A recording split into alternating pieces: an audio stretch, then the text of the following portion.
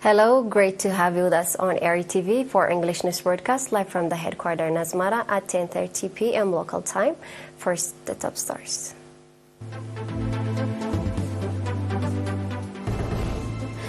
President Isaias arrives in Saudi Arabia.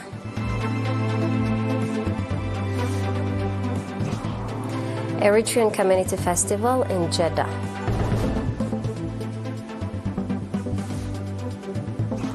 Russia's president talks wheat fertilizer and logistics in Kazakhstan. U.S. launches new airstrike in Syria.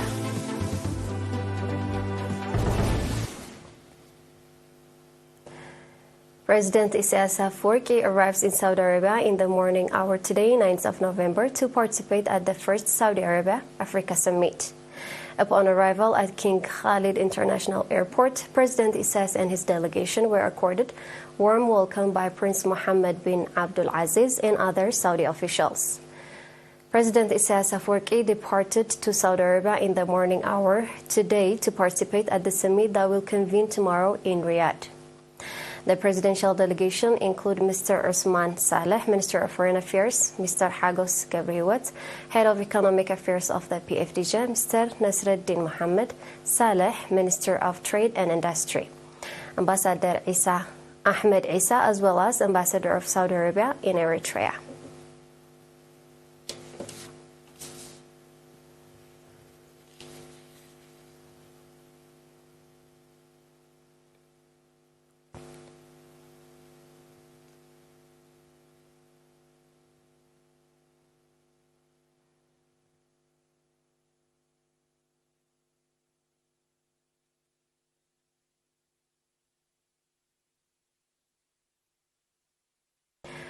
The annual Eritrean Community Festival in Jeddah and its environs enthusiastically convened yesterday, 8th of November, under the theme Heroic Feet Anchored on Cohesive Ranks.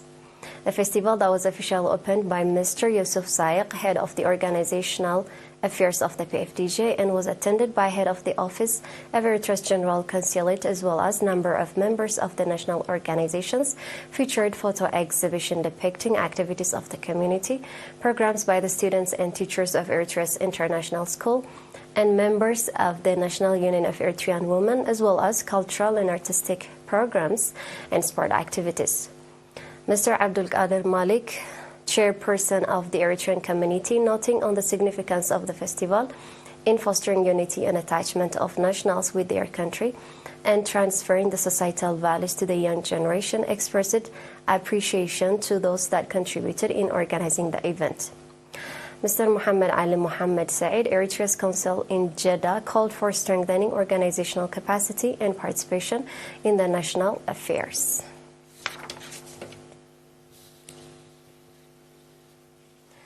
A meeting with a view to enhance capacity of national organizations and public diplomacy activities in Germany was organized on 4th and 5th of November in the city of Mannheim. At the meeting, in which 75 representatives of national organizations from 26 cities in Germany, members of the Eritrean Embassy and Consulate General, Mr. Johannes Waldu, charged affairs at the Eritrean Embassy, called for carrying out activities that center the youth in order to effectively discharge the charted out programs. At the occasion, seminars on administration and leadership, objective and structure of the Fourth Front, integrated organization for strong Eritrean community, and strategy for implementation of programs were provided by Mr. Kibra Abtakhasta, Eritrea's Consul General, Mr. Kahsai Tawalde, Head of Public and Community Affairs, Mr. Fitsum Sahle from the Office of Public and Community Affairs, and Mr. Johannes Iyasu, Head of Economic Cooperation at the Eritrean Embassy, respectively. The participants, for their part, held extensive discussion on the issue raised at the meeting and adopted various recommendations. We are live on ERi-TV. Stay tuned for international news.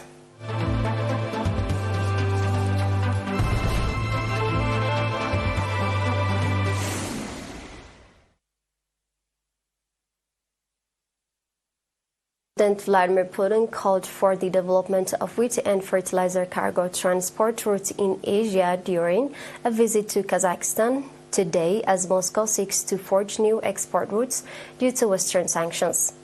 Chairing a conference on agricultural cooperation with Kazakh President Kassym-Jomart Tokayev, Putin said Russia would have about 60 million metric tons of wheat available for export from this year's strong crop.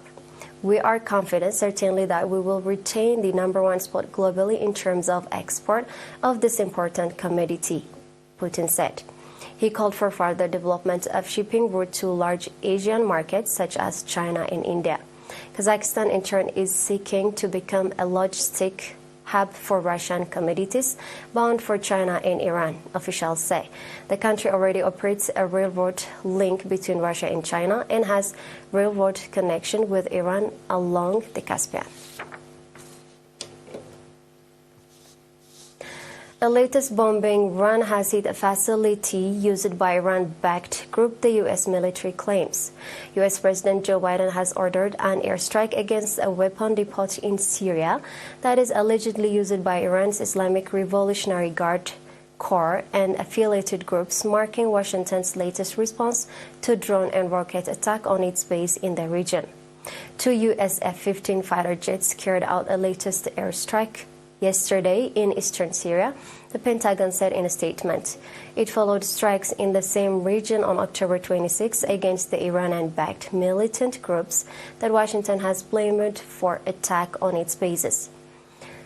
Illegal U.S. outposts in Syria and military bases in Iraq have become under attack at least 38 times since October 17, reflecting rising tensions in the region amid the Israel-Hamas war.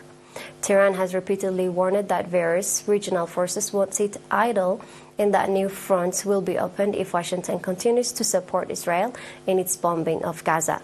At least 45 U.S. troops have been injured in the drone and rocket attacks. On October 18, attack on the Al-Assad airbase in Iraq led to the deaths of U.S. contractor who died while sheltering in a place. Now we have a quick review of the top stories.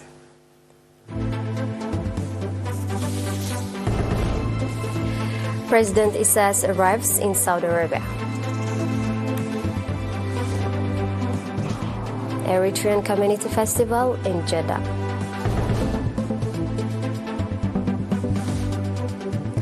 Russia's president talks wheat fertilizer and logistics in Kazakhstan. U.S. launched U.S. launched new airstrike in Syria. That was all the news for tonight. Thank you for being with us. Have a good night.